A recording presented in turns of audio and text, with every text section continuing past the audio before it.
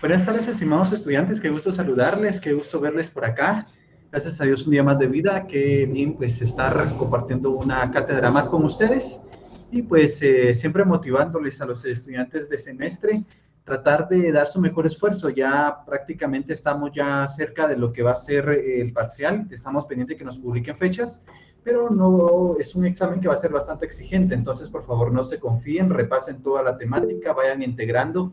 Les motivo, por favor, traten de practicar la redacción a mano, traten de poder hacerlo en cuanto a poder utilizar un sistema de escaneo y vamos a hacer, la mecanismo va a ser, lo redactan a mano, lo van a escanear por medio de, como ustedes consideren mejor, puede ser teléfono, alguna aplicación o escáner y cargarlo a PDF en plataforma de Classroom.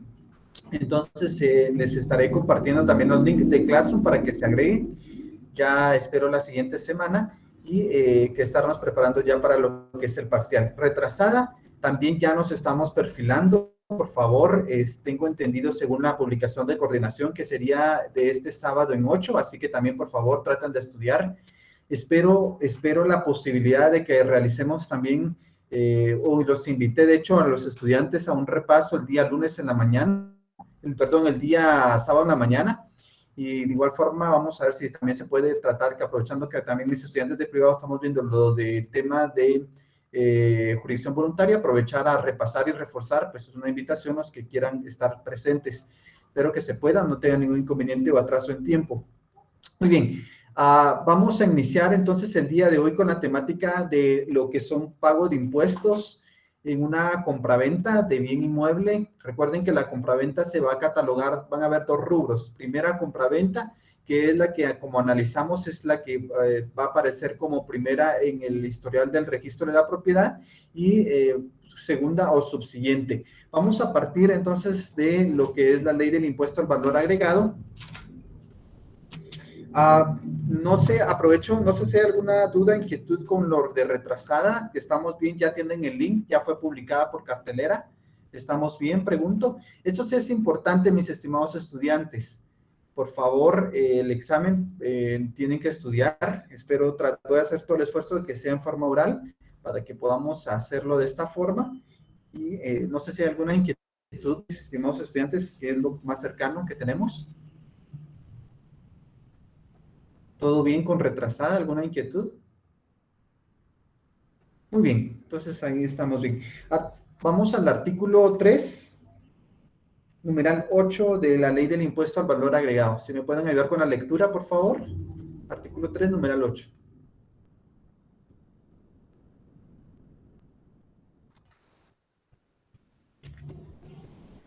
¿Qué artículo, licenciado, perdón? Artículo 3, numeral 8 de la ley del impuesto al valor agregado.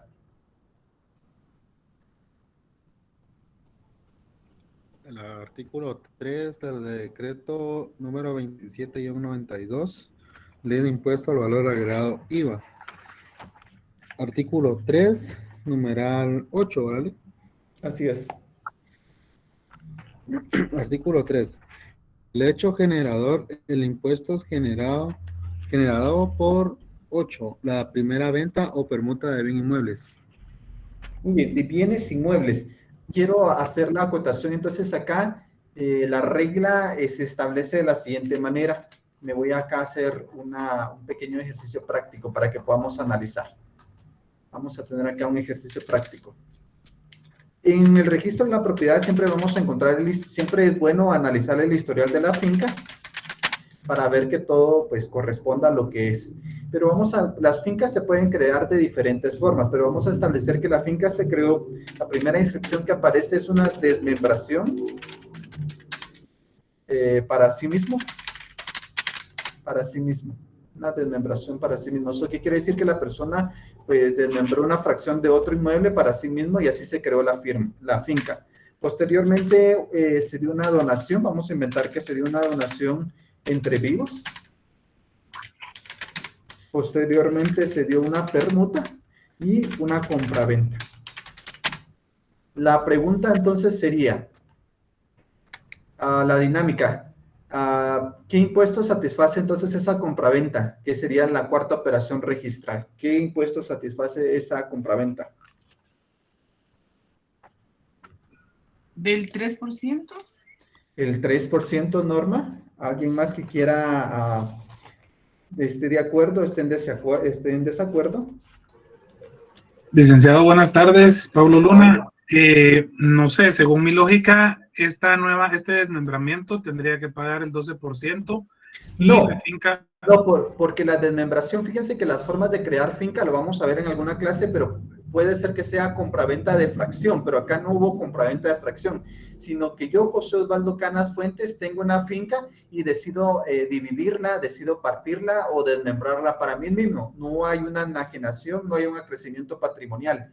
Entonces, esta de hecho no está afecto a pago de impuestos, no es compraventa como tal. Ah, ok.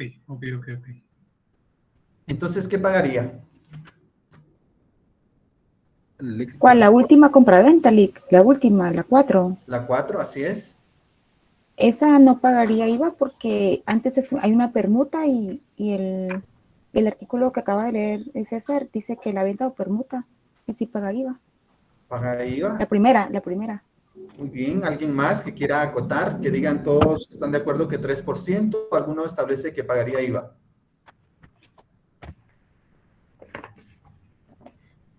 César, ¿le escuchamos? Creo que aperturó micrófono. ¿Le escuchamos, César? César Sí, Clemente. bueno, para mí pagaría el 3%, pero el impuesto se determina por ser segunda venta, porque no dice si es una desmembración o primera venta. No, la desmembración no es compraventa. La desmembración no es compraventa, soy claro.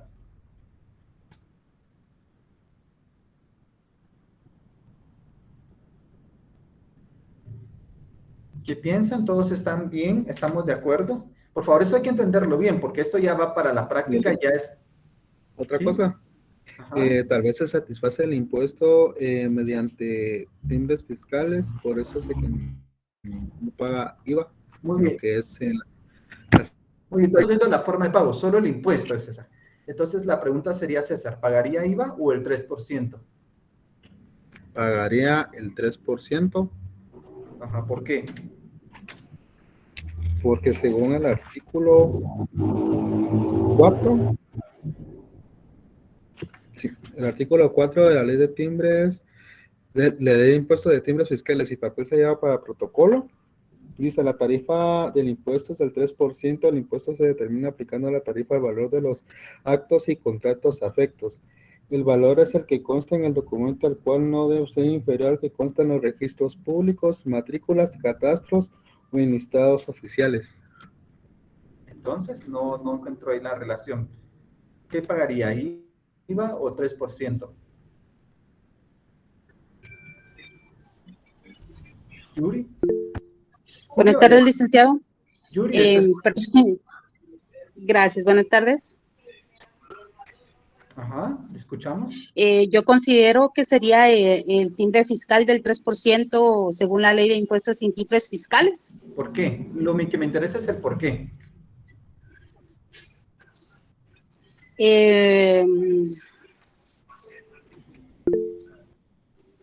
¿No? No. Lo que me interesa es el por qué. Ludwig. La primera compraventa.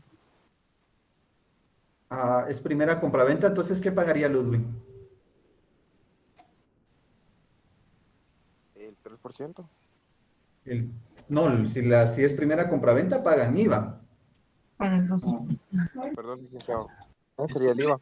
Yo tengo noción de que si es la primera compraventa y según el artículo 3 del derecho generador de la ley del IVA, dice que la primera venta o permuta de bienes inmuebles paga el IVA.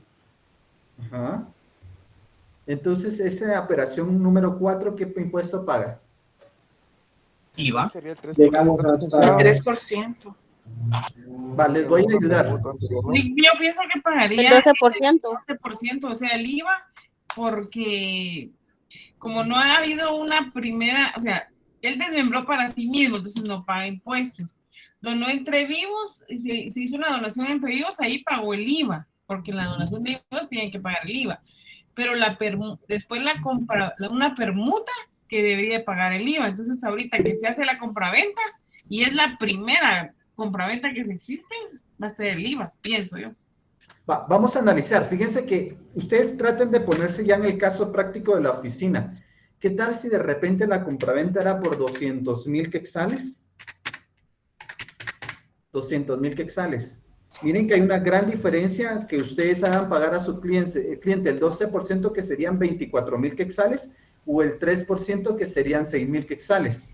Miren la gran diferencia de poder asesorar al cliente y decirle lo que es. O sea, sí hay, económicamente hay una gran diferencia en que ustedes le digan paga el 12 o paga el 3%. Repito, si fuera el 12 y el monto fueran 200,000, estamos hablando de 24,000 quetzales de impuesto. Si estamos hablando del 3%, serían 6,000 quetzales. Son una diferencia de 14,000 quetzales. Es una buena cantidad. Vamos con José. Licenciado, disculpe, yo tengo por entendido que cuando una compraventa sea exenta a pago de impuesto, esto necesita unos requisitos. Primero, que la construcción no exceda de 80 metros cuadrados de construcción y que su valor no exceda de 250,000 quetzales. Y si es de 200,000 quetzales, ahí quedaría exento de lo que es el pago del impuesto. Siempre y cuando que sea la primera que adquieran la familia, pero esta no es la primera, ya tienen varios inmuebles. Entonces, en ese caso, yo considero que sería el IVA, según el artículo 3, inciso 8, y según el artículo 57 de la misma ley del IVA, según el formulario SAT número 2083, si no estoy mal. Muy bien, vamos a ver entonces. Miren lo interesante acá, la importancia. Ustedes tratan de ponerse en el caso concreto como que ustedes asesoran, o sea, es como que van a realizar una operación a corazón abierto. Y acá, pues sí es una importancia, de equivalencia a lo que es la carrera de medicina. Miren lo importante de asesorar acá. Leamos la ley. El artículo 3, numeral 8, establece la primera venta o permuta. Ese es el hecho generador. Y les voy a comentar. La interpretación y aplicación que se le ha dado ya por parte de la SAT y por parte ya de la práctica guatemalteca es que el hecho generador, ya sea que es una venta, acá la ley establece la primera venta o permuta de bienes inmuebles. Entonces, ¿qué sucede acá? Cualquiera de las dos que suceda primero va a pagar IVA. Cualquiera de las dos que suceda, ya sea que es una venta o una permuta, esa va a ser el hecho generador que paga IVA. Ya aunque por ejemplo acá yo tengo una permuta, esta permuta entraría o se encuadraría en ese supuesto jurídico y esta tendría que pagar entonces el 12%, el de IVA. Esta permuta paga IVA, en consecuencia ya entró en el supuesto de ser una primera permuta y aunque en el historial conste como primera compraventa, el supuesto ya se dio. Entonces acá tendría que pagar el 3%, de conformidad con el artículo, ahorita les hago mención de la ley del timbre fiscal y papel sellado especial para protocolos. Por favor, entonces presten mucha atención porque he visto notarios que no lo aplican bien y pues hay una diferencia. En este caso son 200,000, pero si el monto fuere mayor, pues hay más que pagar. Artículo 4. Mejor leamos el artículo. Vamos a ver acá. ¿Qué ese artículo sería acá? Ahorita les voy a hacer. Disculpe, y ahí no podríamos utilizar para justificarnos, ya sea en el examen privado, el artículo 2, numeral 9, que la segunda y subsiguiente. Sí, muchas gracias. Este es artículo 2, numeral 9. Leámoslo, por favor. Sí, dice, la segunda y subsiguiente venta o permuta de bienes inmuebles. Muy bien, entonces acá el hecho generador todo es un supuesto. Esto tiene que entenderse como todo un supuesto. Si se da una primera venta o una permuta, lo siguiente pues ya pagaría el 3%. Cambiemos de papel acá. Pensemos que primero hay una compraventa. Esta sí pagaría IVA y posteriormente hay una permuta. La permuta acá, a pesar de que es la primera permuta en el historial, porque ya se dio el supuesto de lo que establece la ley, esta ya pagaría el 3%. El 3%. La permuta la voy a explicar más adelante porque también es algo interesante, porque cuando se permutan dos inmuebles, puede hacer que uno pague el 3 y otro pague el 12. Acá es interesante. Entonces, sí pagaría IVA. Por favor. Licenciado, perdone. Ajá. Antes que se me olvide, entonces digamos que la donación entre vivos, ¿qué impuesto pagaría? Independientemente cuál sea primera, segunda, tercera, cuarta, quinta, sexta, novena, décima, siempre va a pagar IVA. La regla no establece que por ser primera o segunda, tercera o cuarta. Acá no nos va a afectar qué número sea. Si ustedes quieren, lo hacemos práctico. Vamos a entender que la primera operación, la segunda operación registral fue una donación, se volvió a donar, se volvió a donar. Estas donaciones, independientemente cuáles sean, siempre van a pagar IVA. Vamos a ver también la clase de donaciones, pero acá todas estas pagan IVA. Pagan IVA. Hasta que nos encontramos con una compraventa, estas pagaría IVA. Pero si primero hay una permuta, se cumple el supuesto jurídico y ya esa compraventa pagaría lo que concierne al 12%. Vamos con las manos levantadas para ir en orden. Vamos acá, manos levantadas. Primero está Edgar. Sí, Lic, buenas tardes. Buenas tardes, Lic, y buenas tardes, compañeras y compañeros. Tengo dos preguntas, Lic. La primera es, en ese mismo caso que estamos viendo, en el supuesto que esa compraventa fuera con usufructo vitalicio. No afecta. No afecta. No afecta. No afecta. Okay. Ahí ya tendríamos que aplicar la regla. Si es constitución de usufructo, paga IVA. Si es reserva de usufructo, no afecta pago de impuestos. Ya lo del usufructo va a haber una clase también, para explicar la diferencia entre constitución y reserva. Okay. Y en el caso de que ese usufructo fuera cancelado. La cancelación sí se debe justipreciar y paga IVA. Paga IVA. Y si fuera esa cancelación por medio de una renuncia, que el usuario renuncia, paga IVA. Ese sería el 12% entonces. El 12%. Yo considero que debería ser el 3%, lo voy a analizar en la clase, pero en la práctica nos están cobrando el 12%. Liqui, para hacer esos cálculos, ¿eso está en la ley de la herencia, legados y donaciones? ¿O no, para allá no. ¿Lo de cuál? ¿La donaciones? No, lo que se tiene que pagar del impuesto en la renuncia del usufructo vitalicio. No, eso está en la guía de calificación registral. Con todo gusto vamos a verlo en el tema y ahí les voy a ampliar. Les voy a dar el fundamento, la integración, la aplicación práctica, teórica, ejemplos. No se preocupen. Ok, gracias. Vamos con Julio Pérez. Licenciado, muy buenas tardes, con una consulta. A mí me gustaría saber qué pasa, en este caso que usted nos está explicando ahorita lo de la compraventa y permuta. ¿Qué pasa cuando SAT viene y rechaza la inscripción, rechaza o suspende por la razón de que se debe completar el pago del impuesto, que es muchas veces la razón por la cual, porque, por ejemplo, como usted indicaba en el ejemplo, que venga de una permuta y se va a hacer de una primera permuta, después se va a hacer también en su posición lo que sería también una primera compraventa, pero lo rechaza. ¿Qué sucede en ese caso y cómo podríamos actuar en ese momento si se rechaza esa inscripción porque se debe pagar la totalidad del impuesto? Hay muchos supuestos jurídicos. Vamos a tratar de hacer una clase extra con respecto al tema de impuestos, pero aquí hay varios supuestos y habría que analizar cuál es la causal. Primero, no se pagó el impuesto que era, por ejemplo, yo pagué el 3% y era IVA, entonces ahí tendría que hacer un ajuste y en el caso del IVA, si ya me parece de los 15 días y tengo que pagar una multa por el retardo, hay que hacer un cálculo respecto a esto. Si en caso, por ejemplo, yo pagué de más y era menos, ahí no hay ningún problema. Si yo pago de más, SAT nunca nos dice nada, nunca nos dice, señor notario, pagó de más, tome su vuelto. No, ese sería otro supuesto. Otra cuestión es, por ejemplo, que se pagara timbres fiscales y ya superé la cantidad de 3,001 quetzal y lo pegué siempre en timbres, pues ahí me suspenden porque no es la forma adecuada de pagar el impuesto. Tengo que pagar una multa de 100 quetzales. Entonces hay varios supuestos que se podrían de dar y habría que analizar. Si tuviera el supuesto en concreto, yo con todo gusto trataría de dar la respuesta más adecuada, mi estimado.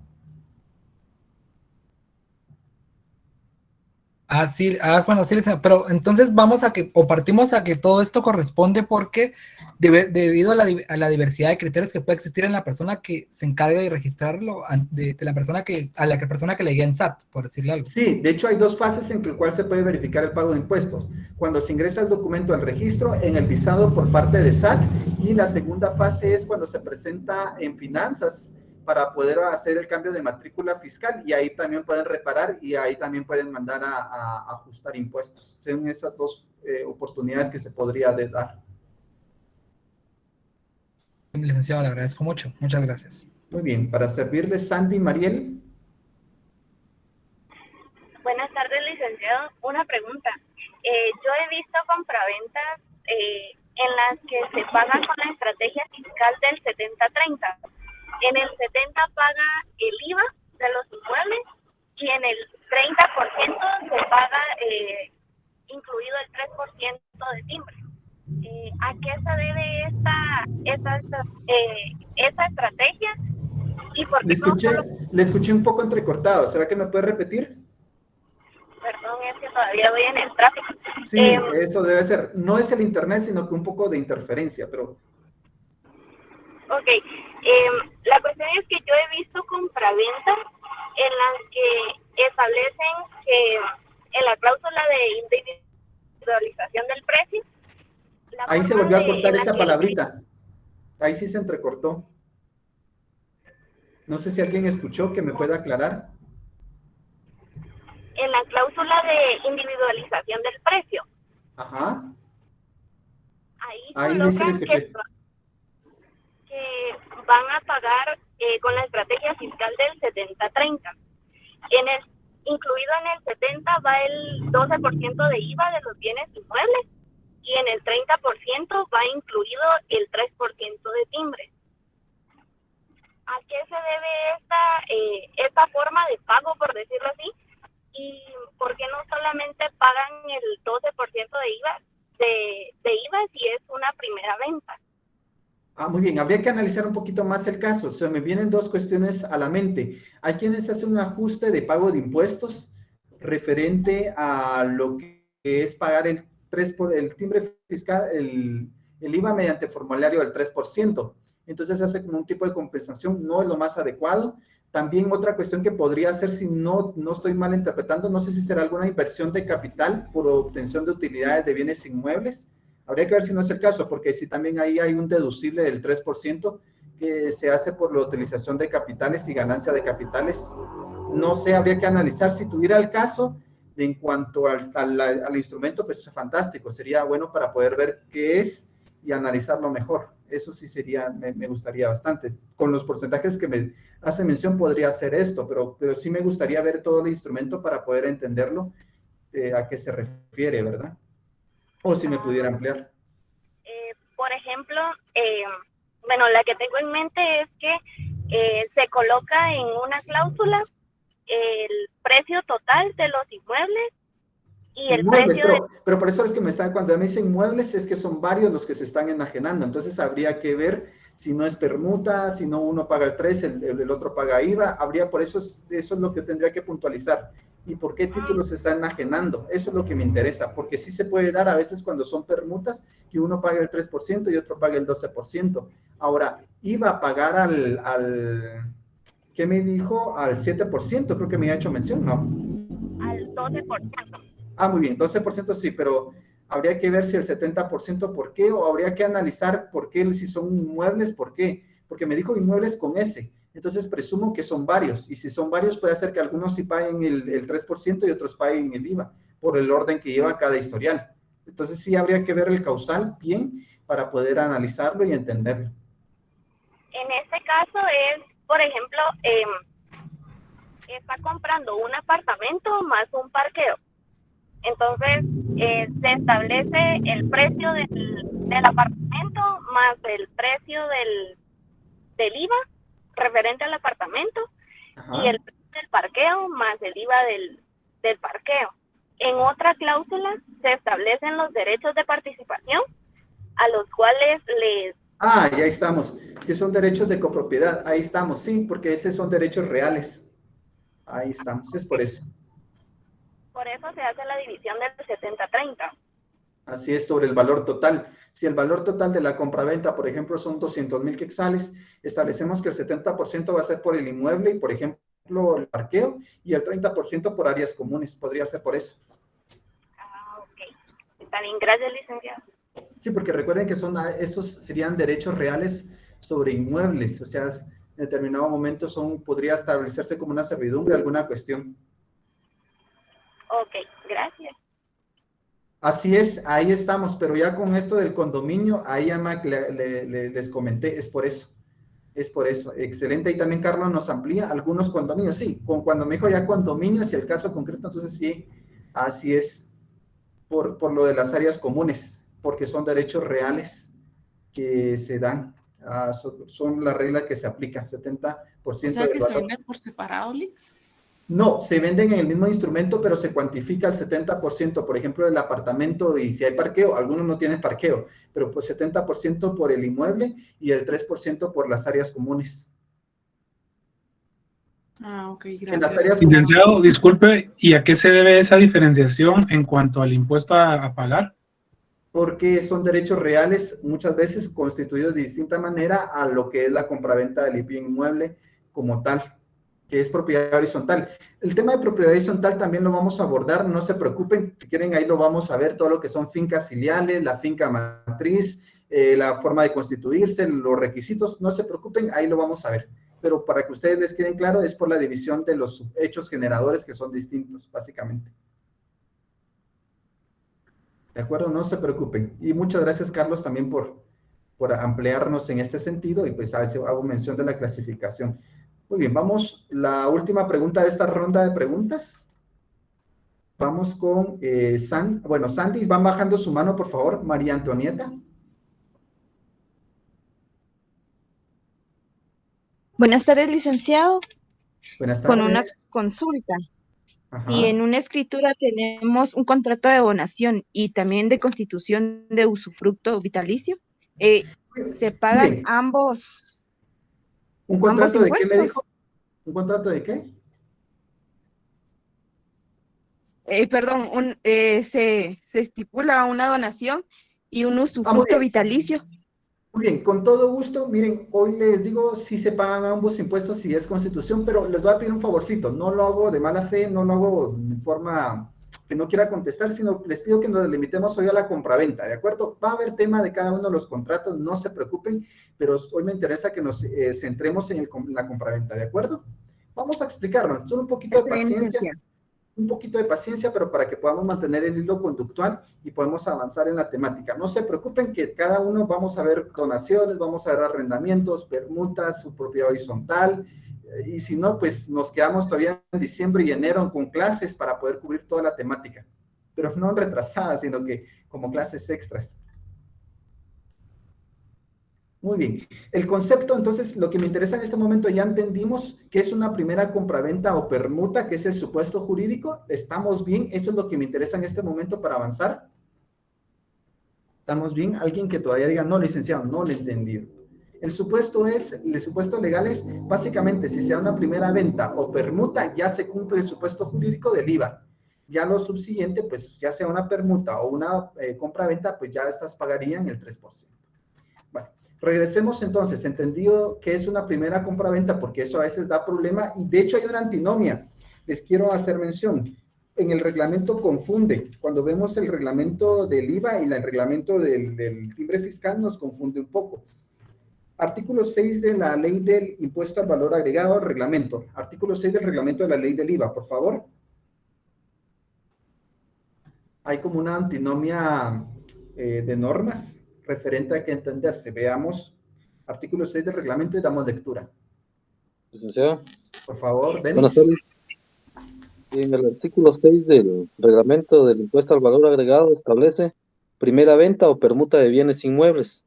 La primera venta o permuta de bienes inmuebles a que se refiere el artículo 3, numeral 8 de la ley, es la operación traslativa de dominio del bien inmueble que se efectúe después de la primera inscripción de dominio del mismo, que se regula en el...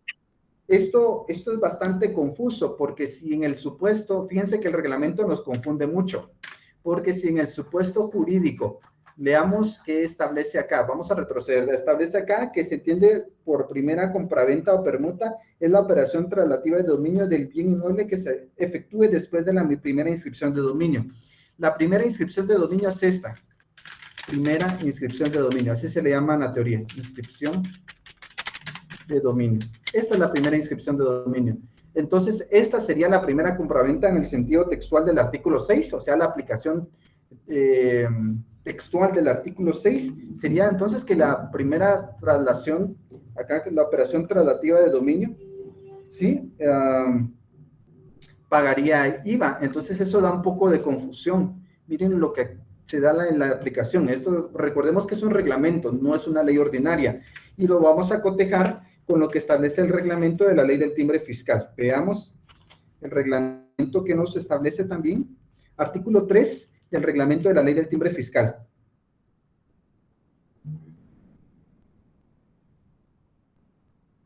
En el artículo 3 del reglamento del timbre fiscal establece de la segunda y subsiguiente venta de inmuebles. Para los efectos de lo dispuesto en el artículo 2, numeral 9 de la ley, se consideran como segunda y subsiguiente ventas o permutas de bienes inmuebles las que consten en el registro general de la propiedad después de la primera inscripción de dominio a cualquier... No, pero miren, y no quedamos en la otra ley que de que después constaba de la inscripción de dominio pagaba IVA, que aquí nos dice que paga el 3%. Se dan cuenta, si cotejamos el artículo 6, que establece, es la operación relativa al dominio del bien inmueble que se efectúe después de la primera inscripción de dominio. Esa es primera venta o permuta. Y en el artículo 3 establece que es la que consta en el registro de la propiedad después de la primera inscripción de dominio o cualquier título. Entonces, esta ya, ¿vieron lo interesante acá? Yo considero que los reglamentos estos no hay que hacerle, es una antinomia bastante fuerte y que nos da confusión, ¿de acuerdo? Entonces, recomendación, en la práctica y lo que es SAT, se ha aceptado la explicación que les daba. De hecho, a veces hay capacitaciones de SAT, cuando tengan la oportunidad de asistir, pues ahí lo amplían bastante y hago mención, ¿de acuerdo?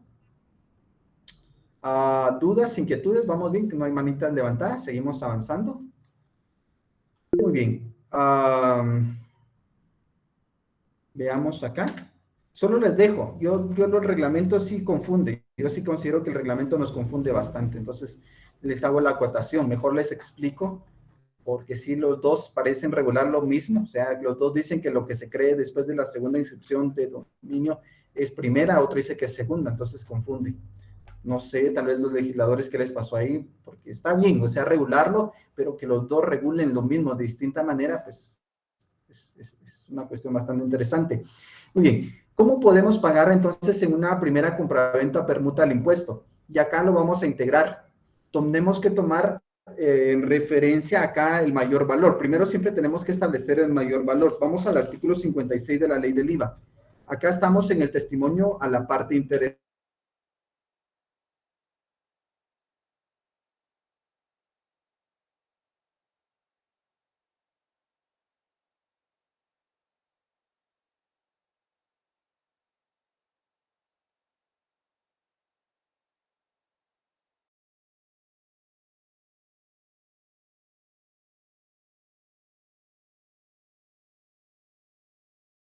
Es una primera compraventa, estipulamos que como es una primera compraventa, se estipula en la escritura que el inmueble, escritura, tiene un valor de 200,000 quetzales, ¿de acuerdo?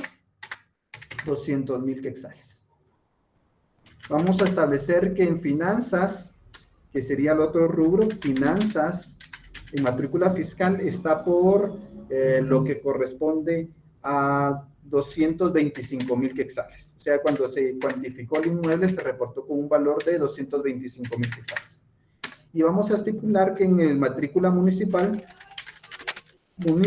porque es un área bastante buena, bastante bonita, está por un valor de 300,000 quetzales. Podemos decir de repente alguna zona bastante lujosa, bastante bonita, o en el centro de repente, que están 300,000 quetzales. Perdón, acá, 123.00. La pregunta sería, y vamos a poner los tres acá, ¿cómo asesoramos al cliente? ¿Sobre qué valor vamos a pagar el impuesto? ¿Sobre lo que es la escritura? ¿Sobre lo que está en finanzas o sobre lo que está en matrícula municipal? Levantamos la mano para responder. Muy bien, vamos en orden. ¿Está en la matrícula fiscal, licenciado? ¿En municipal? Muy bien. Denis, sobre lo que está en matrícula... Perdón, no lo escuché. ¿Sobre lo que está en matrícula municipal, licenciado? Matrícula municipal. Vamos con Elba. Gracias, licenciado. Buenas noches. Yo creo que sobre lo que está en matrícula fiscal, que tendría que ser lo que establece finanzas. lo que establece finanzas. Vamos con alguien, otro estudiante más. Bernie Alejandro. Gracias, licenciado. ¿Sería sobre el valor más alto? Ajá. Miren la diferencia, entonces, ¿cómo van a calcular el impuesto? Ya sabemos que el impuesto es IVA, pero ¿sobre cuánto lo calculamos? Voy a tener una clase, de hecho, donde vamos a ver ciertos conceptos de hecho generador, contrato exento, contrato afecto, pero es importante. Vamos a dar oportunidad a alguien más, a Sandra. Vamos con Sandra. Sandra, perdón. Sí, yo también tengo la opinión del compañero licenciado, porque el artículo establece que la base del impuesto puede ser el precio de venta consignado en la factura, la escritura pública. Vamos, antes que lo lea, sobre cuál es la opinión del compañero. Yo sé que estableció idem, pero ¿cuál es el idem? Que pagaría sobre cuál de las tres opciones. En este caso, la de matrícula fiscal, porque es la del mayor valor. La de finanzas, que es la de 225,000. No, sobre la matrícula municipal, que es la más alta en precio. Ahora, presten todos atención. Este artículo hay que leerlo bien para no tributar de más. No estamos enseñando evasión fiscal, sino que estamos enseñando a aplicar la ley. Presten atención y no se pierdan. Y si están haciendo algo más, dejen de hacerlo y presten toda la atención del mundo. Leámoslo entonces, Sandra, lo que establece textualmente la ley. Vamos entonces, Sandra. Para la primera venta o permuta de bienes inmuebles o para los otros casos de transferencia de bienes inmuebles, la base del impuesto lo constituye el precio de venta consignado en la factura, escritura pública o el que consta en la matrícula fiscal, el que sea mayor. Sandra, ¿y dónde establece acá matrícula municipal? Sí, tiene razón, perdón. Miren, no si quieren, yo les recomiendo que aquí estipulen al margen no matrícula municipal. No estamos enseñando evasión fiscal, no, eso no es, sino que estamos enseñando a aplicar bien el derecho, la norma jurídica. Acá se calcula sobre el mayor valor que conste entre la factura, escritura y la matrícula fiscal. La matrícula municipal para pagar el IVA no es valor referente. En el cambio, en la ley del 3% lo vamos a ver que sí. Por favor, por favor. ¿De acuerdo? Repito, acá anoten al margen, no se consulta matrícula municipal para el cálculo de impuesto. Claro, tienen que hacerlo, porque si no, para cuestiones de presentar el recibo del IUSI no se lo van a recibir, pero para el cálculo de impuesto la ley no lo estipula. Sigamos con la lectura. Si el vendedor es contribuyente registrado de este impuesto y su actividad es la construcción o la venta de bienes inmuebles, incluyendo terrenos como sin construcción, la base imponible es el precio de venta o permuta o el que consta en la matrícula fiscal, el que sea mayor. Muy bien, vemos acá, interesante, puede ser que la compraventa se dé entre particulares o puede ser que sea una sociedad anónima que se dedica al giro habitual de compra y venta de inmuebles o proyectos habitacionales. Vamos a analizar esos supuestos y cómo vamos a pagar el impuesto de manera inmediata. Sigamos con la lectura. Cuando el enajenante no sea contribuyente del impuesto o siendo contribuyente, su giro habitual no sea comercial con bienes inmuebles, en cualquier forma de transferencia de dominio de bienes inmuebles grabadas por esta ley, la base imponible es el precio de la enajenación que deberá ser consignado en la escritura pública o el que consta en la matrícula fiscal, el que sea mayor. En todo caso, deberá consignarse el número de identificación tributaria de las partes contratantes e identificar el medio de pago que se utilizó en la compraventa. Dos preguntas prácticas acá. Entonces, ¿es obligatorio? La pregunta sería, ¿es obligatorio que yo consigne en la escritura pública el número de identificación tributaria? ¿Es obligatorio? Si no lo consigno, ¿me operan la escritura? ¿No me la operan? Vamos respondiendo con mano levantada. ¿Podría repetir, licenciado? Perdón. Muy bien. Antes de que me conteste Pablo, ¿es obligatorio entonces que en la escritura pública de compraventa de bien inmueble consigne obligatoriamente el número de identificación tributaria? Y si no lo consigno, ¿me opera en la escritura? ¿Sí o no? Análisis jurídico. Pablo Humberto. En mi criterio, sí, licenciado, porque la última oración del segundo párrafo indica que en todo caso deberá consignarse el número de identificación Vinculante. tributaria. Muy bien, gracias Pablo. Vamos brevemente con César.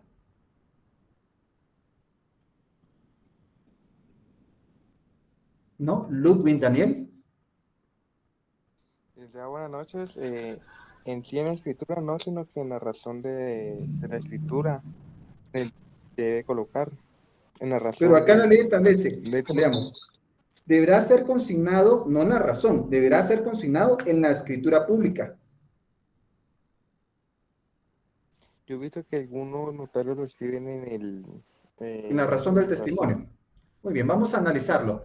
Yo creo que Denis ya ha levantado la mano, o ya no. Sí, licenciado. Vamos, Denis. Licenciado, aquí en este caso, en el registro de la propiedad, licenciado, yo considero que no es necesario que haya, o que puedan suspender, ¿verdad?, el acto, el contrato, si no se consigna el NIT, licenciado. ¿Por qué? Porque recordemos el principio de la unidad de contexto, ¿verdad?, que toda reforma debe ser expresa, y el artículo 29, pues, no requiere como tal formalidad el número de NIT. Esa es mi humilde opinión, licenciado. Muy bien, Denis, totalmente de acuerdo. Presten atención, el número de identificación tributaria no es obligatorio y se ha hecho análisis por parte de gacetas de la Corte de Constitucionalidad en el sentido que el Código de Notariado tiene un principio en el artículo 110, que es el principio de unidad de contexto. Se entiende que toda reforma a lo que son el contenido del Código Notariado debe darse en forma expresa. Y vamos a ver qué requisitos se encuentran en el artículo 29. El artículo 29 enumera los requisitos de la escritura pública y en ninguno de los requisitos ni generales, ni esenciales, ni no esenciales, ni mucho menos especiales, se establece lo que es el número de identificación tributaria. Si en determinado caso, cuando se implementó esta reforma o esta normativa jurídica, querían que fuera de carácter obligatorio, los legisladores debieron de hacer la reforma o la implementación de la ley.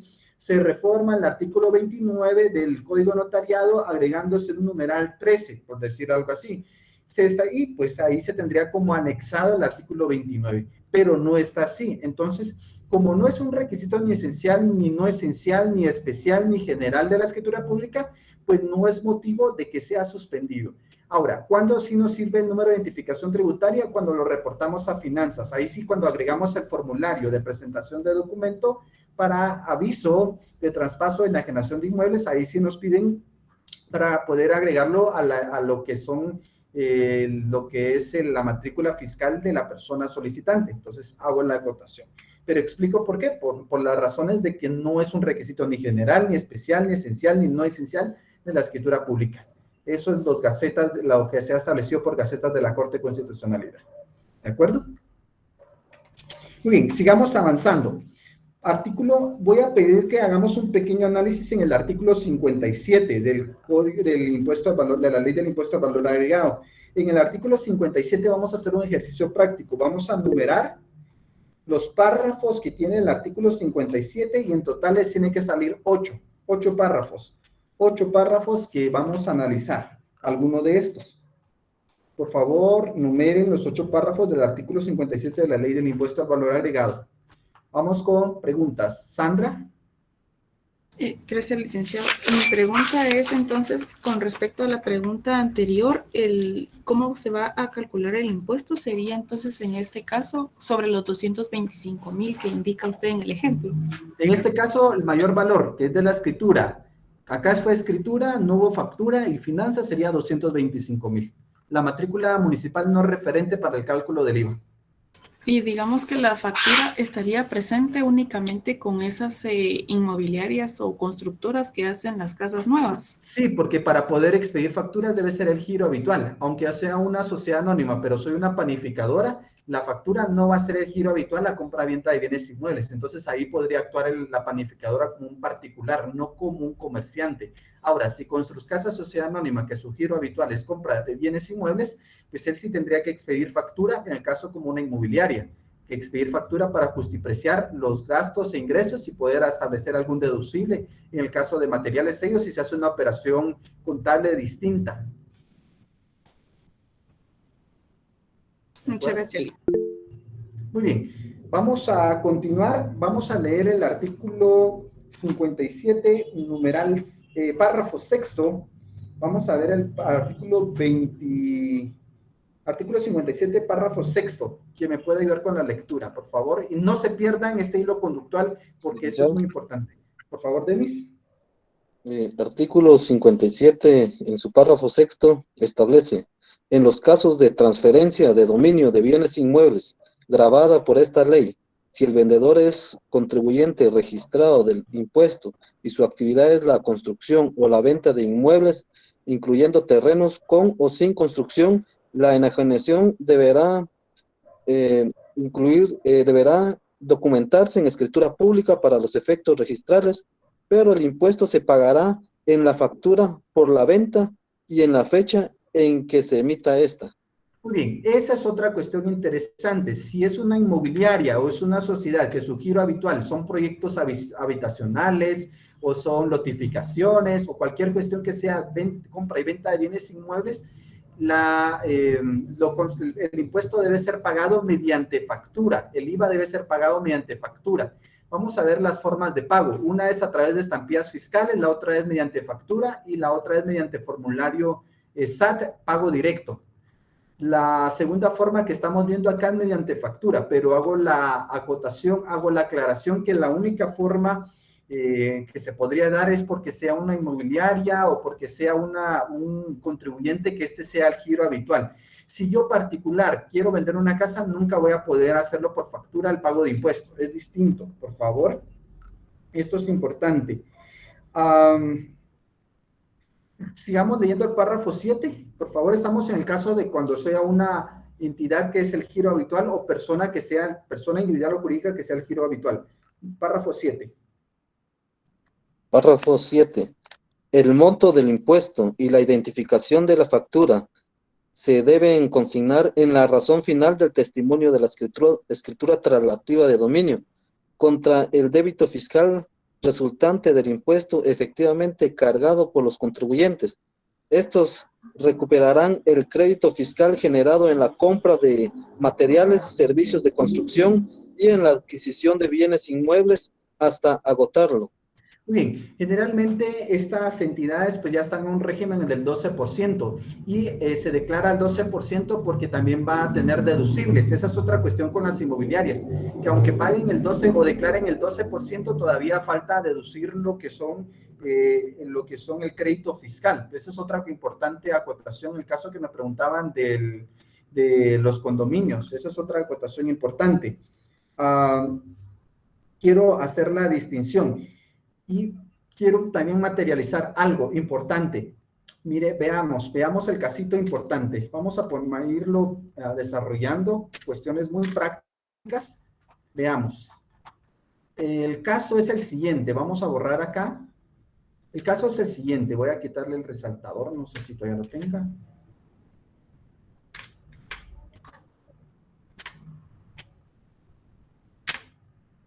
Muy bien, el caso es el siguiente, la compraventa es por 200,000 quetzales. Vamos a estipular, sin color, es 200,000 quetzales.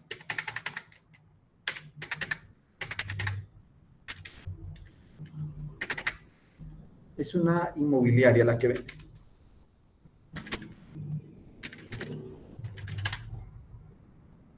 ¿Qué resulta en este caso de la inmobiliaria? 200,000 quetzales. ¿El pago cómo tendría que ser el impuesto? Mediante factura. Mediante factura se va a establecer. Ahora, pregunto, ¿quién va a declarar el impuesto? En este supuesto, ¿quién declara el impuesto? ¿El vendedor, la inmobiliaria o el comprador? ¿Quién lo declara? ¿Quién lo reporta? ¿La inmobiliaria, licenciado? La inmobiliaria. Y pregunto, ¿este precio de 200,000 quetzales ya debe incluir el IVA? Vamos con María Antonieta. ¿Este precio ya incluye el IVA o es aparte? Buenas tardes, licenciado. Sí, incluye. Muy bien, ya incluye. ¿Alguno ha comprado con una inmobiliaria? Pues ya se tendría que incluir el impuesto acá. Ya lo incluye. Ahora, quiero hacer acotación. Las inmobiliarias muchas veces piden requisitos. Solo ruego a Luis Reyes, por favor, si puede dar mute a su micrófono. Gracias. Les hago mención. Muchas veces las inmobiliarias establecen requisitos para que puedan acceder a financiamientos o a compraventas y establecen que sean personas que no tienen inmuebles. ¿Por qué?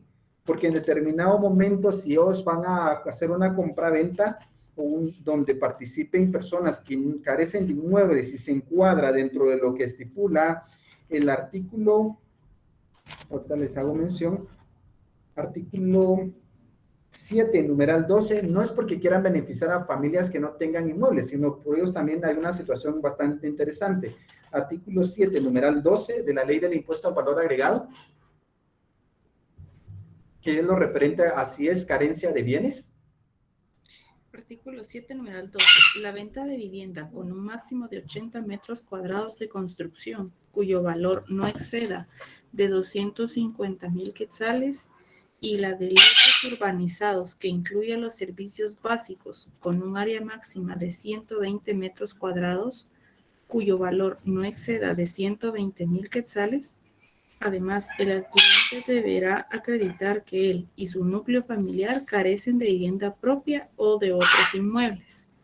Todo lo anterior deberá hacerse conforme a escritura pública respectiva. Muy bien. Ahora quiero hacer mención. Muchas veces las inmobiliarias piden, mire, pero que carece de bienes, tiene ciertos requisitos y construyen de cierto diámetro o cierto metraje para poder entrar acá. ¿Por qué? Porque ellos al momento de declarar en la factura van a invocar este artículo y van a invocar la exención de impuestos.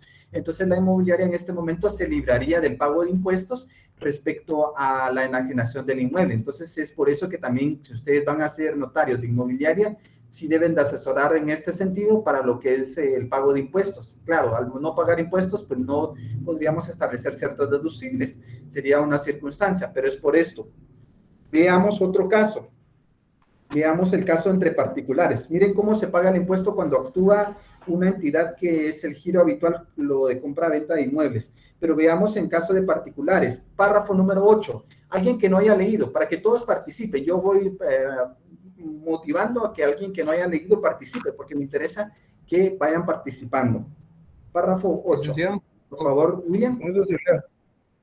Cuando el enajenante no sea contribuyente del impuesto o siendo contribuyente su giro habitual no sea comerciar con bienes inmuebles, en el caso de la transferencia de dominio de bienes inmuebles gravada por esta ley, la enajenación deberá documentarse en escritura pública y el impuesto se pagará por ella por el adquiriente. Palabra clave, el adquiriente. ¿En efectivo? ¿Sigamos?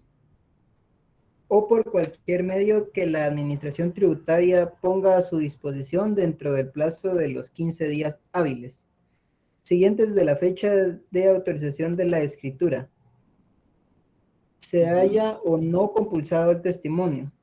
El notario está obligado a consignar en la razón final del testimonio de la escritura pública el monto del impuesto que grava el contrato y deberá adjuntar fotocopia legalizada del recibo de pago respectivo. Muy bien. Cuestiones interesantes. Veamos el caso. Volvemos a la pizarra que tenemos acá. La compraventa ya no va a ser por inmobiliaria, sino es entre particulares. O puede ser que sea una entidad mercantil, pero no es el giro habitual compraventa de bienes inmuebles. El impuesto acá puede ser pagado en efectivo, puede ser en efectivo mediante formulario. Vamos a ver acá un poco de las reglas. Puede ser pagado en efectivo, vamos a poner acá. En efectivo y timbres fiscales también. Y les voy a explicar más adelante esta regla. Ahora, ¿quién paga el impuesto en este caso? ¿El comprador o el vendedor? El adquiriente sería el comprador. El comprador. Segunda pregunta. Yo vendo una casa y como particular y digo, yo la tengo a la venta en 200,000 quetzales. Pregunto, ¿esos 200,000 quetzales ya incluyen el impuesto o no? No lo deben incluir. No lo deben incluir porque tendría que pagarlo el adquiriente. Muy bien, ahora quiero que presten mucha atención porque acá muchos se confunden con la regla general de cómo pagar el IVA. Recuerden que en el IVA, por ejemplo, en mercaderías existen deducibles. Esa no es la regla que aplicamos. Si alguno es contador, pues sabe más que esto, pero muchas veces cuando son mercaderías se pueden hacer deducibles del 12% y existen reglas cómo cuantificarlo. No, acá la ley es clara cómo calcular el pago del impuesto.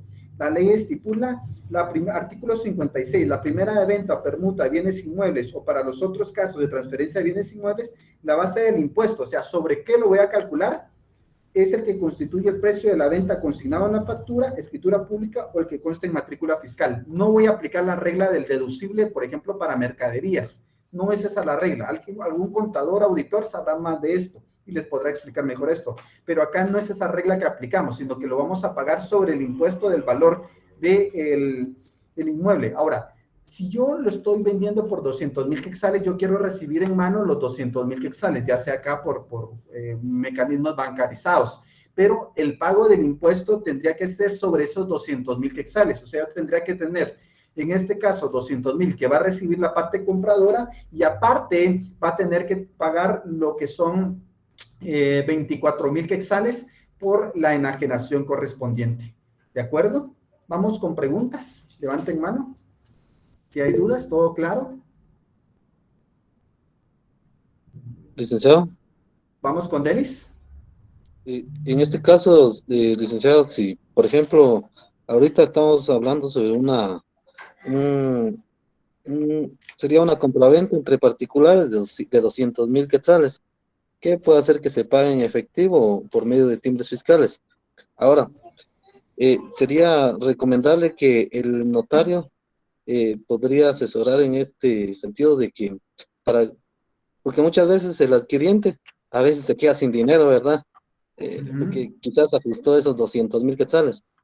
Entonces, ¿por qué no mejor aconsejarle de que de una vez que se pacte que la venta, quizás entre esos 200,000 se podría, por decirlo,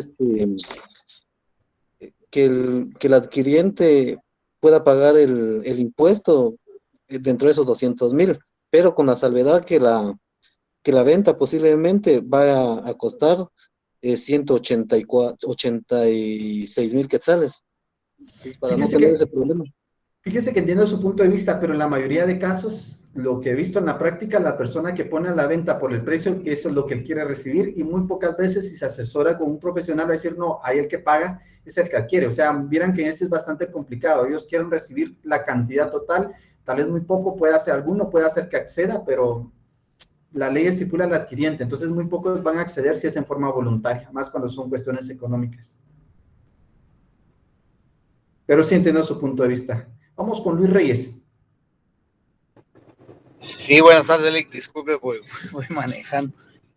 Lick, fíjese que de todos modos, al haber pasado varios filtros en los pagos de impuesto final, en la Contraloría, perdón, donde los bienes inmuebles se van a registrar, que es el registro de la propiedad inmueble, existe una oficina perenne de la SAP que revisa todas las compras-ventas o cualquier movimiento que haya habido de bienes inmuebles, y si está mal, lo rechazan, porque tienen que chequear bien, que vaya bien en los pagos de impuestos. O sea, que si pasaron varios filtros y iba mal, el final lo paran y se lo regresan al notario que está haciendo eso. Yo voy a recibir una capacitación ahí. Perdón, Luis, eso es lo que hablábamos al principio de la clase, donde lo que hacía correspondiente, les explicaba que era el visado que tiene SAT en el momento del registro de la propiedad, es la primera, y todavía les explicaba lo de finanzas, pero no sé si eso es lo que se refiere. Es que no me había conectado, igual que ando manejando, pero sí, con cautela. Muy bien, con cautela. Gracias, cuando manejan, por favor, con mucha cautela, no queremos causar algún accidente, mi estimado. Muy concentrado en el manejo de acuerdo. Muy bien, gracias. Muy bien. Disculpe, licenciado, para sentar un poquito lo que tengo aquí, porque ya se me armó un revolú aquí con todo lo que usted nos ha enseñado y con un poco de lo que he leído. Ajá. Bueno, yo tengo entendido que pues, lo de las formas de pago del impuesto está en el artículo 18 de Ley de Timbres Fiscales, ¿verdad? No. No está ahí.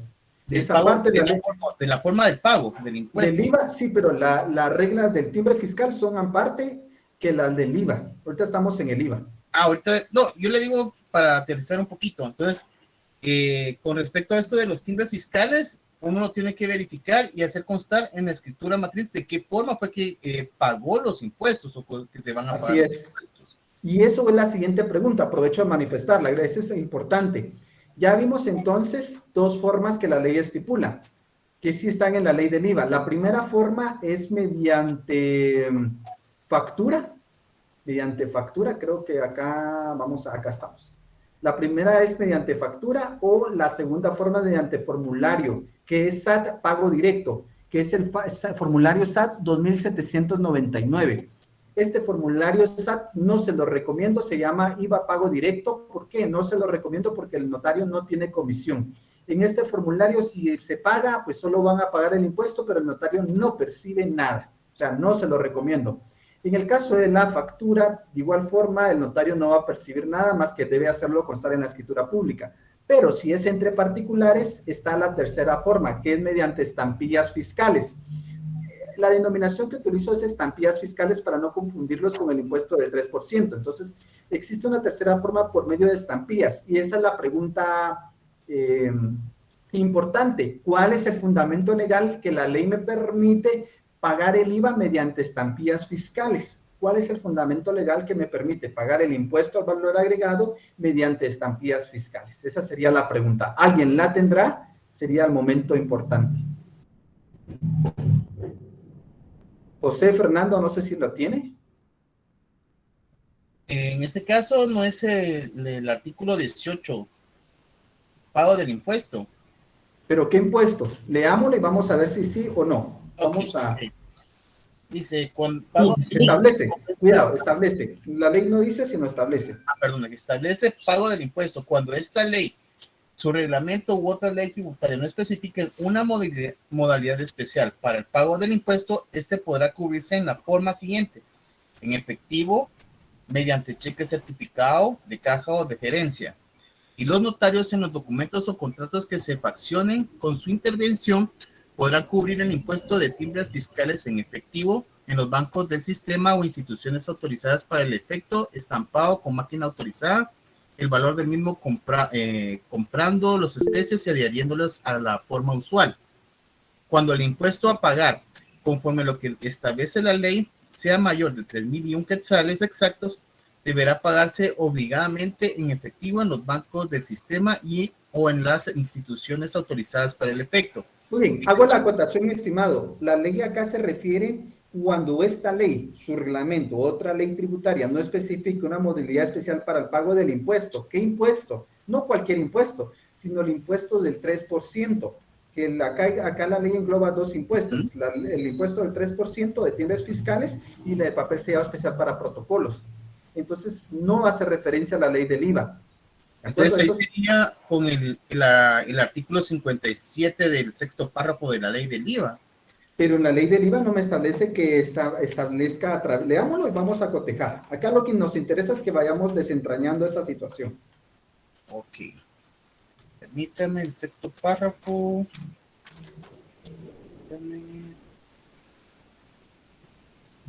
El monto del impuesto y la identificación de la factura se deben consignar en la razón final de los testimonios de la escritura traslativa de dominio contra el débito fiscal resultante del impuesto efectivo cargado por los contribuyentes. Esto recuperará en el crédito fiscal generado en la compra de materiales, servicios de construcción y en la adquisición de bienes inmuebles hasta agotarlo.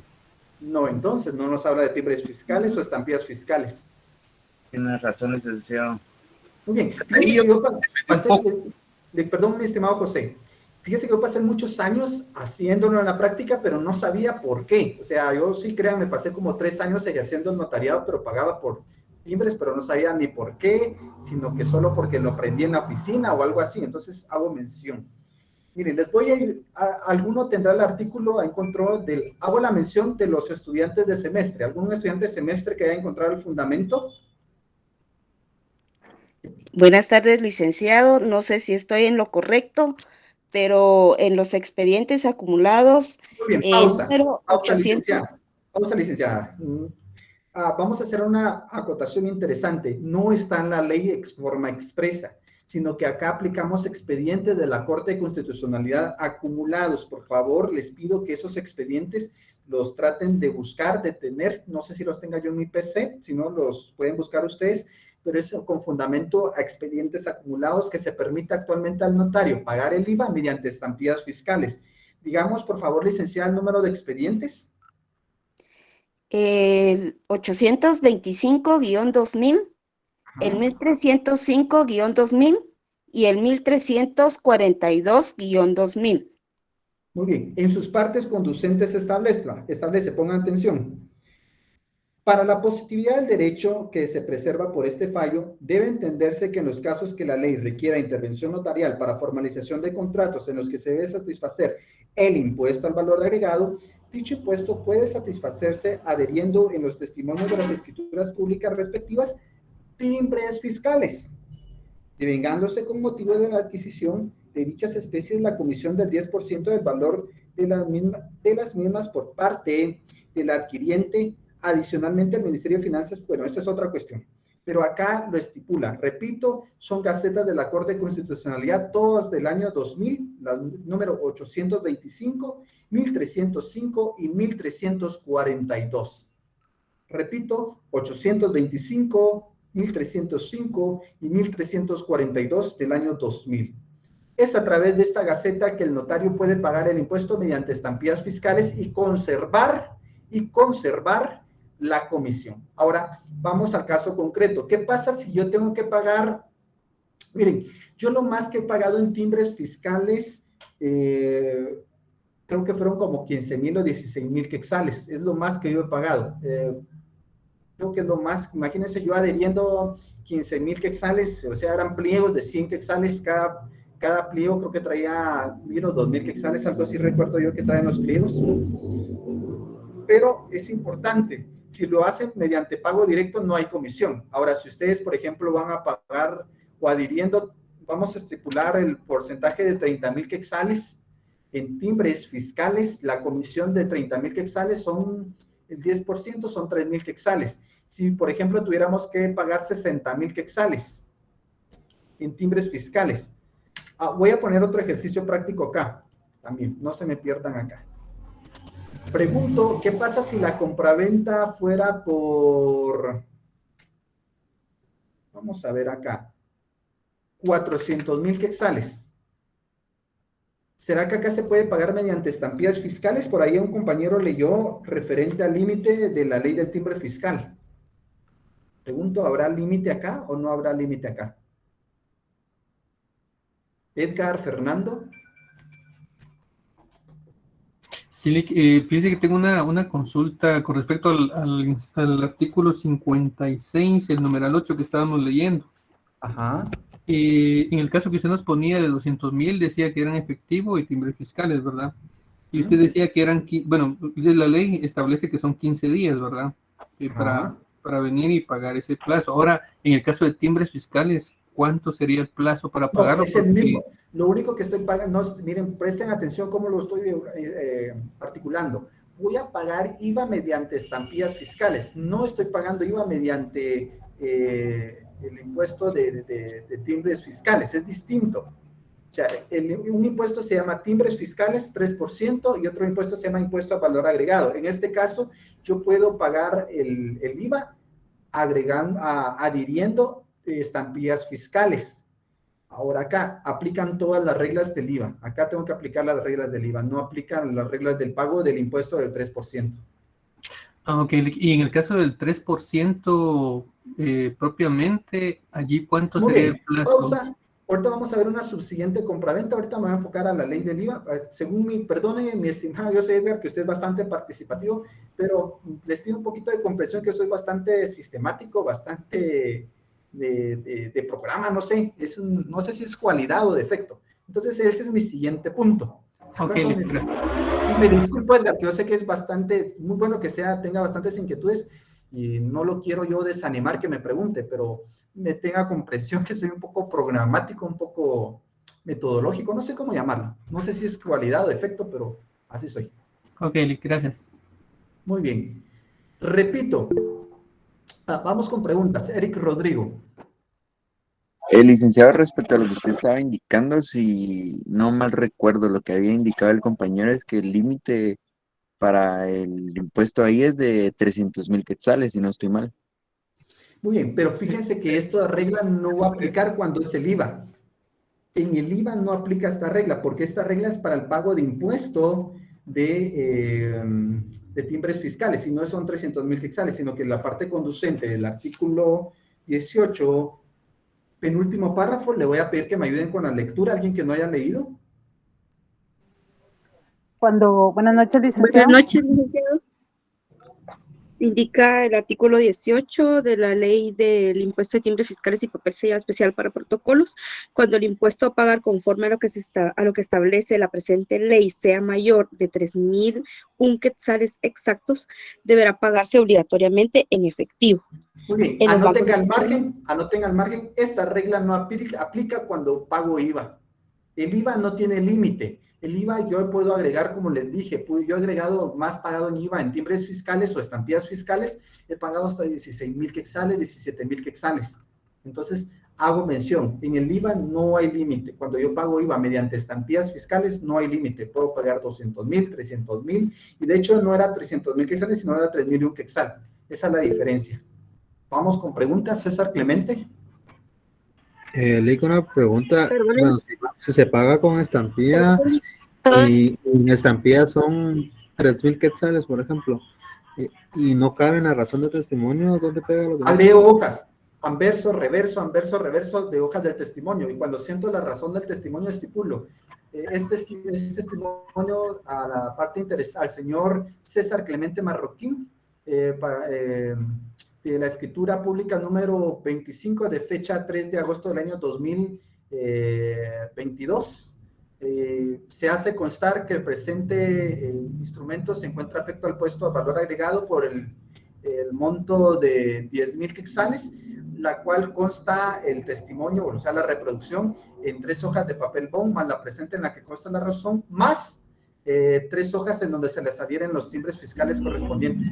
3, 4, 5, 6, 7 o 10, dependiendo. O sea que en la razón de testimonio se tiene que decir cuántas hojas son las que se van a ocupar donde se pegan los timbres. Para que ese se tenga como una unidad del testimonio, porque recuerden que la ley estipula, según el Código de Notariado, en el artículo 69, por acá vamos a verificar, establece que en la razón se sentará lo del pago del impuesto. Creo que es 67, ahorita verifico. 67, no. Sí, 67, literal B. Por medio de copias fotostáticas o fotográficas de los instrumentos, casos en los cuales los testimonios se complementarán con una hoja de papel bond en la que se asentará la razón final y colocarán los timbres respectivos. O sea, se complementan con ese aspecto. Entonces, como acá no nos da espacio, pues agregamos más hojas. Gracias. Muy bien, vamos en orden. Les pido, si quieren intervenir, puedan levantar la manita para llevar el orden. José Eduardo. ¿No? Ángel Gabriel. Buenas noches, licenciado. Tengo una pregunta. Sí, por favor. Respecto a cuando se adhieren los timbres fiscales al testimonio, he visto que la mayoría de notarios indica el número de registro de cada uno de ellos. Entonces, en caso de que se adhieran, en este caso, la cantidad de 15,000 quetzales, ¿es necesario especificar el número de registro de cada uno o no es necesario? Técnicamente lo que hacemos es establecer un correlativo, cuál es el primero y cuál es el último. Por ejemplo, entonces acá si serían 15,000, por decir, con número de serie número 1 al número de serie 15,000, por decir un número, pero se establece el parámetro.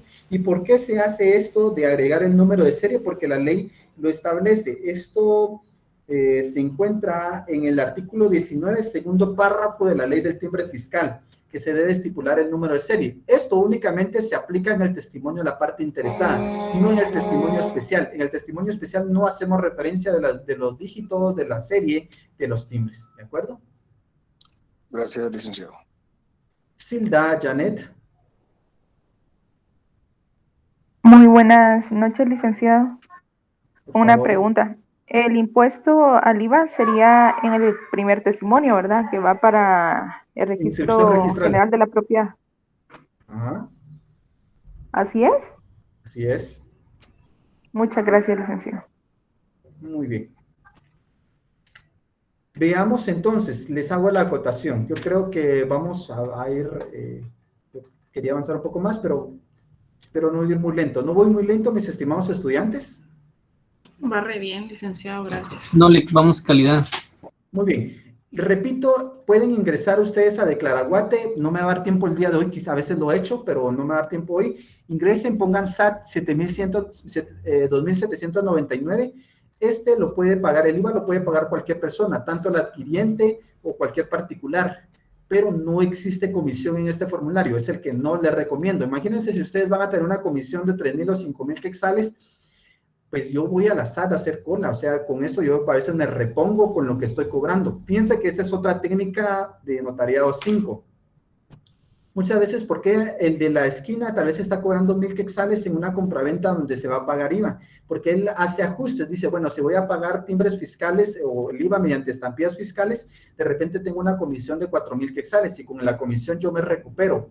Y con eso logro yo ganar 4.000 quetzales más los honorarios 5.000. Entonces ahí es donde se van equiparando. Pero si ustedes no saben calcular impuestos y hacer estos parámetros, ahí es que van a girar el cliente. ¿Y por qué está cobrando 1.000?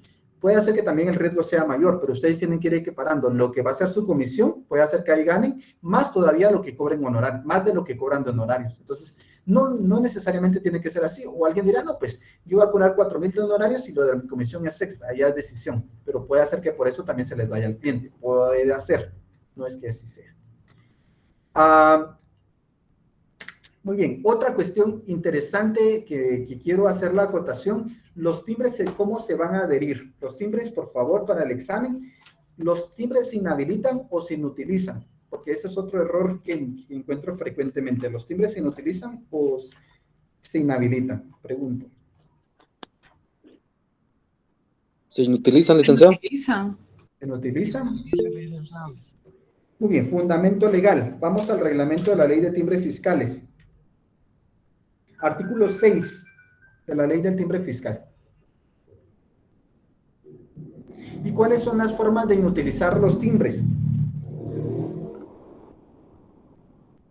Colocando el sello. Perforación y sello. ¿Y será que trazando una línea se podrá hacer? Se puede hacer, sí, pero no es lo correcto. No está en la ley. No lo establece. No establece la ley. No se puede. Otra cuestión que no quiero oírles decir a ustedes, matar los timbres ni cancelar los timbres. No, los timbres se inutilizan. Veamos el artículo 6 del reglamento.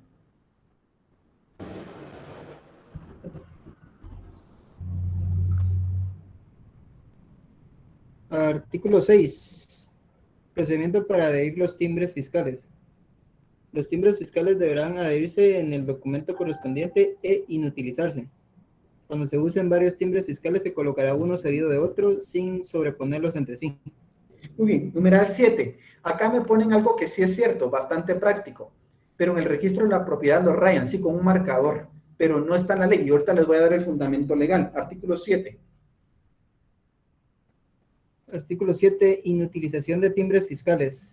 Los timbres fiscales que se utilicen para pagar el impuesto se adherirán en los documentos correspondientes y en ese momento deberán ser inutilizados por los sujetos obligados de manera Otra cuestión que me he topado yo. Si es por perforación, ¿primero lo perforo y después lo adhiero? ¿O primero lo adhiero y después lo perforo? ¿Cuál es lo correcto legalmente? Se adhiere y luego se perfora. Se adhiere y después se perfora, porque la ley lo explica acá. Los timbres fiscales que se utilicen para pagar el impuesto, paso número 1, diría el docente, se adhieren en los documentos correspondientes. Paso 2, y en ese momento deberán de ser inutilizados, o ya sea con sello o sea con perforación. Sigamos leyendo literal A. Con perforación, inutilizando el timbre fiscal, teniendo cuidado que ésta no dañe los números de registro y su valor. Literal B. Literal B, con sello que contenga el nombre, denominación o razón social del contribuyente. Y lo que pasa en el registro, que pues no sé por qué lo harán, pero sí es cierto. Párrafo. Los funcionarios o empleados públicos que por razón del cargo u oficio tengan la vista de documentos objeto del impuesto, también tienen la obligación de inutilizar los timbres fiscales conforme a lo establecido en los artículos 20 y 35 de la ley. Conforme a lo que estipula el artículo 20 y 35. Entonces, acá hago este parámetro importante para que ustedes lo tomen en consideración, ¿de acuerdo? Entonces, ¿por qué el registro pasa el marcador? Que no debería ser así, debería ser a través de sello o perforándolo, pero ellos utilizan un marcador, ¿de acuerdo? Ahí estamos. Vamos con preguntas, me quedan unos minutos. Ana Lucía.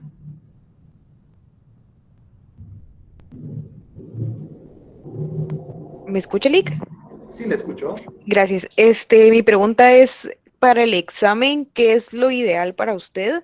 ¿O de qué manera es como lo recomendable de su persona para que lo apliquemos? Mire, puede ser de cualquier forma. Algunos dicen, pues voy a comprar timbres reales. No, no es necesario. Pueden dibujar los timbres y ponerla encima la palabra sello profesional. O pueden ustedes mandar a su sello, pero lo único que si mandan a hacer sello, la recomendación que lo dije al principio, no le pongan abogado y notario, porque pueden caer en una cuestión de falsificación. Entonces, en todo caso, yo les recomiendo que pongan estudiantes de derecho, o notarios en potencia, o su número de carnet, por mí basta. Pero si no, igual forma me hacen un dibujito y que sea claro sobre el timbre, sello profesional, y que sea visible la denominación del timbre.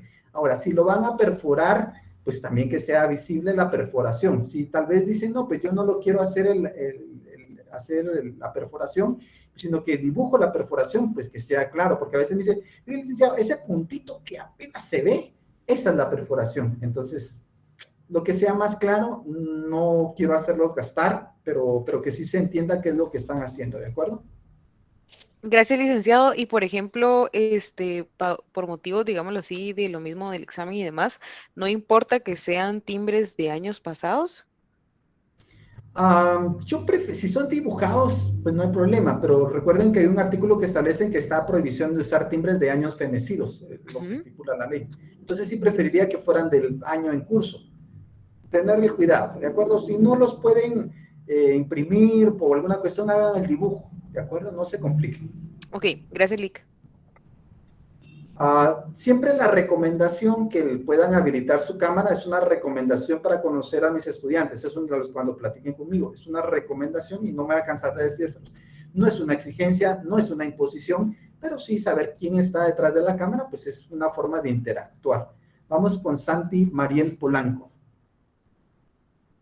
Buenas noches, una pregunta, licenciado.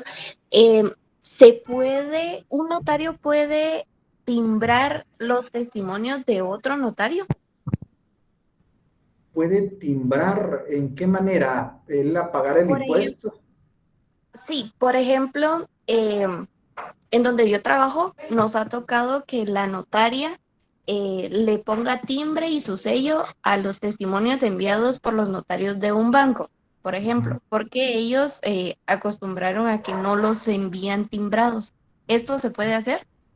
Según la ley, sí, porque la ley lo estipula. Los timbres fiscales que se utilicen para pagar el impuesto se adherirán en los documentos correspondientes y en ese momento deberán ser utilizados ¿por quién?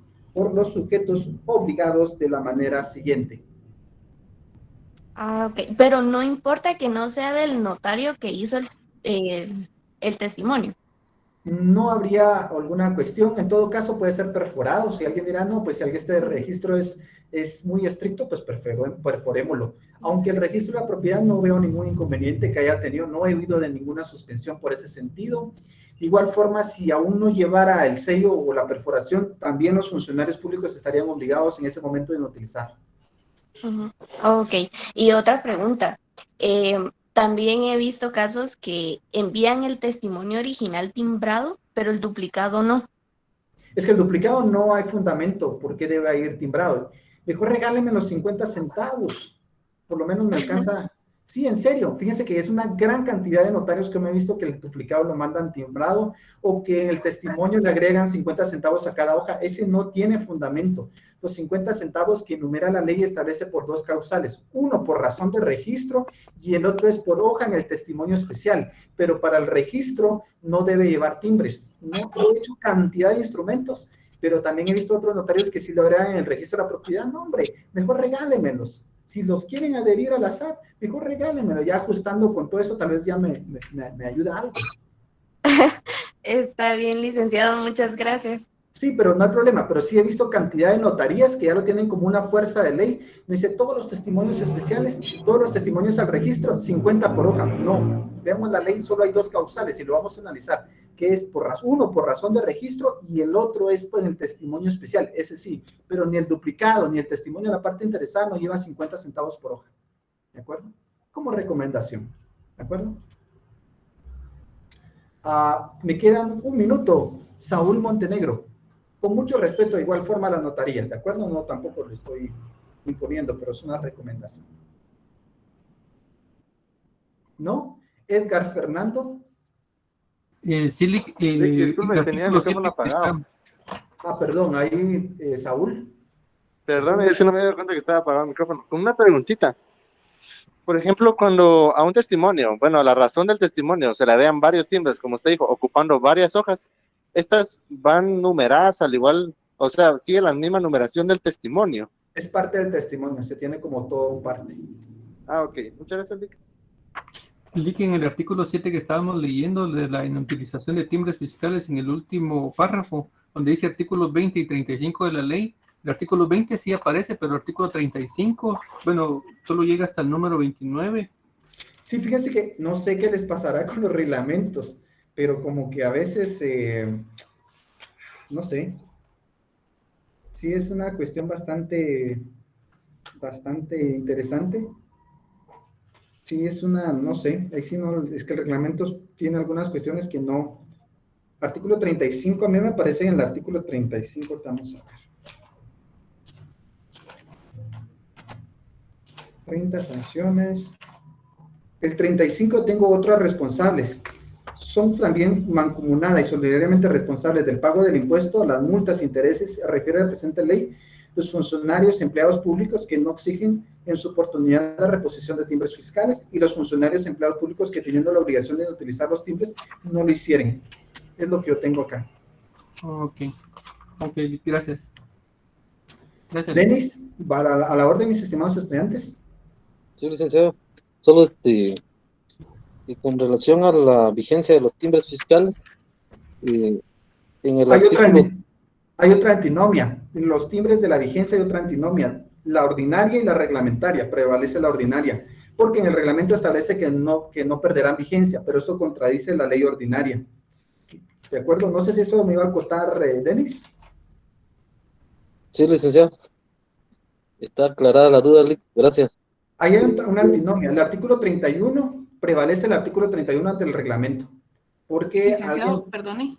Por favor, lo mismo pasaría, digamos, con esta cuestión que vimos nosotros sobre el pago del impuesto, que la primera venta iba a ser sobre el 12% y el reglamento nos indicaba que era la segunda venta. Entonces siempre prevalece lo que dice la ley, ¿verdad? Sí, es que no sé con los reglamentos, no sé. O sea, sí da un poco de confusión, la verdad que sí da un poquito de confusión, porque en el artículo 31, por ejemplo, establece que las emisiones de timbres para el año siguiente deben entrar en circulación el mes de diciembre del año anterior, o sea, tienen vigencia de 13 meses, para lo cual los patentados podrán hacer los pedidos durante el mes de diciembre y a los documentos que tengan como fecha de emisión.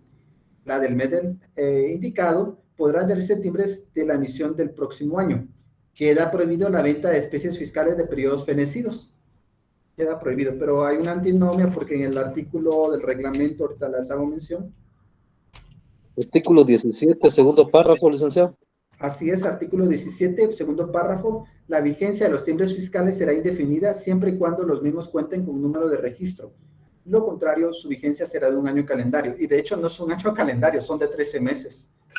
Licenciado, disculpe, yo en mi reglamento tengo otros datos. En el artículo 34 del reglamento dice: de la vigencia de los timbres fiscales, las emisiones de timbres fiscales serán anuales y tendrán vigencia por un periodo de 13 meses, el cual se contará del 1 de diciembre de cada año al 31 de diciembre del año inmediato siguiente. En consecuencia, durante el año inmediato siguiente al de cada emisión, no podrá cubrirse el impuesto con timbres fiscales de años anteriores, bajo pena de aplicación de las sanciones que establece la ley. En el artículo 34. ¿Artículo 34 de qué? Del reglamento de la ley de timbres fiscales. Del reglamento de la ley de timbres fiscales. ¿Qué acuerdo tiene de... 737-92? Cuidado, esa es otra cuestión importante. Ahorita quiero ver si ese es el que está vigente. De hecho, yo lo descargué hoy de la página de la SAT. ¿Qué acuerdo de la SAT? Acuerdo gubernativo número 737-92.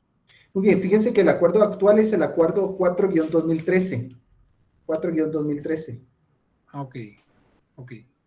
Gracias, licenciado, lo tomo en cuenta. Voy a actualizar entonces mi...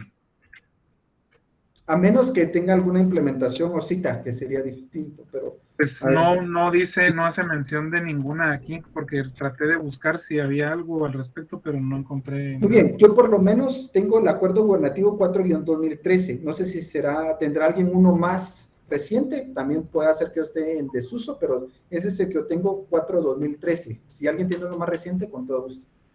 Licenciado, yo tengo el mismo que usted tiene, pero solo tiene 29 artículos. Sí, ese es por eso les hacía mención. Muy bien, ya está la docente en la otra clase, no quiero que... Solo una pregunta, Liz, disculpe. Voy a despedirme a los estudiantes y los que tengan dudas, pues no hay ningún inconveniente. Nos vemos el día lunes, espero, si mediante Dios tengo tiempo para el repaso de retrasada el día lunes. Recuerden que retrasada, según mi calendario que nos transmitió coordinación, es de hoy, de este sábado en 8. Feliz noche, mis estimados estudiantes. Vamos con Luis Reyes.